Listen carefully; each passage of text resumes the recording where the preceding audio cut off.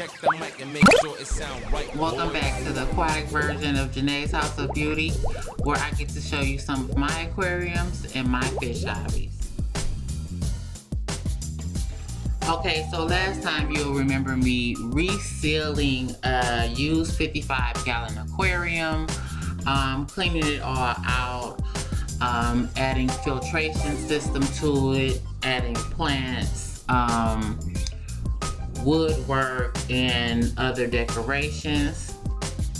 Waited for about a month for my beneficial bacteria to build up, and then I added my fish to my 55-gallon aquarium.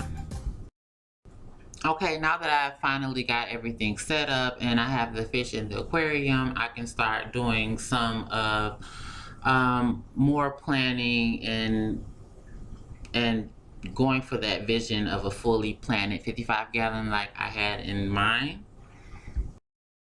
I looked up, went to PetSmart, and I saw a couple of really nice plants that I felt like I needed in my aquarium. One of them is what was my dream aquarium plant. I looked up on finding it was the last one, of course.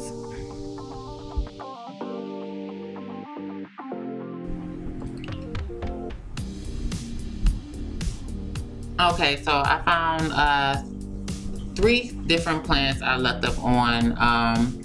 2 were a El Nino fern. This is a larger version of the El Nino. I also have a smaller version. It's a very pretty plant. The second one that I looked up on, which is the one I was dreaming on finding, which is the larger species of the Anubias. It was only one left, so of course, you know, I had to have it. This is also the smaller version here. I got this one for 50% off because, as you can see here, it has leaf dyeing here. And sometimes when it's like that, they give you 50% off in the store. So I looked up and grabbed that real fast. I know I can bring that back. Now that I have washed and removed all of the gel coating and styrofoam that they have in the packaging from it, you can see here how beautiful each plant is separated from its packaging, especially Anubias. The larger fern, I'm very impressed by the way it looks. And of course, I have the smaller one here. Okay, at this point, I want you to keep in mind that I had so many issues with the tannings from the 2 wood pieces. I had to take them out, boil them, and rinse them off and put them back in. Still didn't work. So after I add plants to this tank, I want to do a big water change. Okay, for this Anubias specifically, I thought about putting it in the substrate, but then again, I wanted it to be my focus point. So I decided to put it inside one of the logs, just lodged in there comfortably. That way I don't hurt the plant. And I'm going to just leave the roots for now until it starts to gather its new roots to the log. Then I'm going to start with my smaller fern here. I particularly am not going to cut the yellowing of this plant just yet. I have hopes that it will regenerate itself and just fall off eventually, instead of doing any cutting at this point, because we know that I'm going to have a little bit of melt eventually. So I like the aesthetics, the yellow aesthetics. I'm just going to leave it for now. And honestly, I just don't know which one I like better at this point between the larger fern and the Anubias. They both have this really bright green color to them, which I wanted in my tank.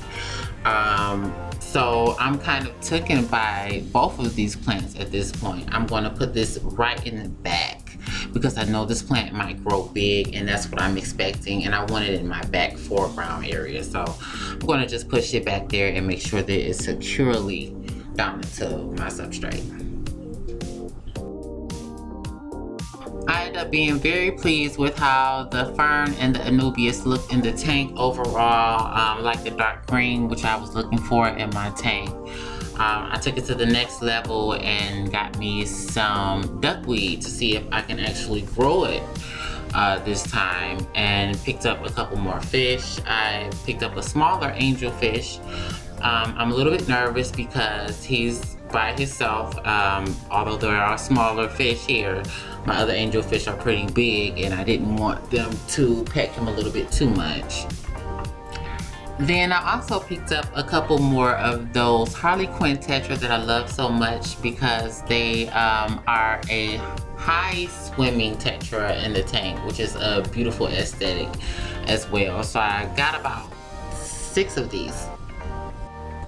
Now this last fish I picked up, which was 2 of them, I don't remember the name of them, but they're kind of feisty little devils. I was assured that they wouldn't get into it with my beta while they were in the tank, so I decided to pick up a couple of them. If you see them in the tank and you're like, hey, I know what they are, leave them in the description box. I'm just going to leave these here for a minute to let them acclimate, and later on I'm going to take them out and put them all in one by one.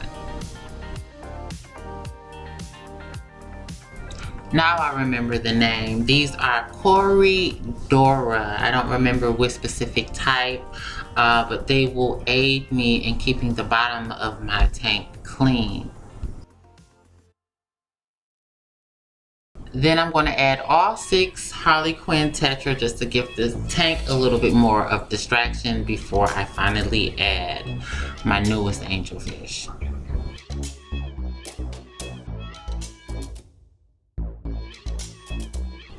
And hopefully there's enough distractions for all the new fish to feel completely safe in here.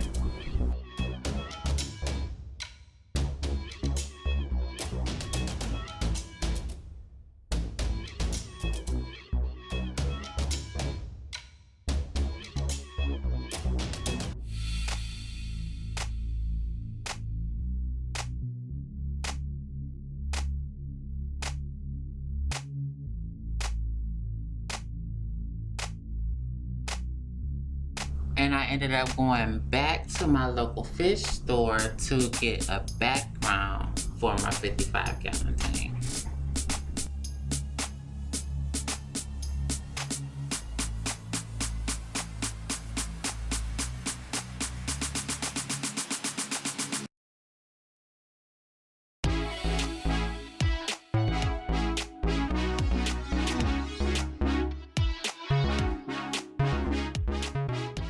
After a couple days, I finally decided to trim the roots on the large Anubias sticking out of the wood here.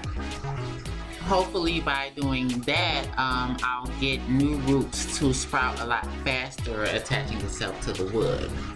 So I did my research on Anubias, and it seems that it has a tendency to grow algae in its beginning stages in the tank that will ruin the plant. So I'm going to make sure in the next couple of weeks that I'm going to clean off the leaves hand-wise, just to make sure that nothing attaching itself to them. Okay, I'm also going to do some pruning of the plants that I added to the top, which is the lily. I'm going to cut off some of those dead ends now that I see that it's starting to acclimate to the water and new leaves are starting to sprout. I'm going to start cutting some of these old dead ones now. Okay, I wasn't going to mention this, but I had grow tablets put into the current plants right under the roots. And the ones that I am adding now, I'm going to lodge pieces of grow tablets right under them to encourage more growth.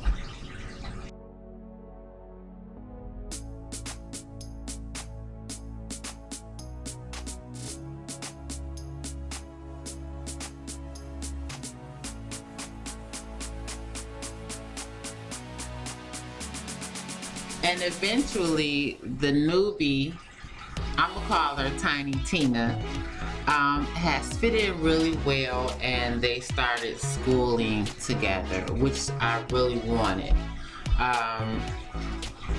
Still a little bit of aggression, but it's okay with angelfish because they are cichlids and they are organizing a pecking order and a higher anarchy.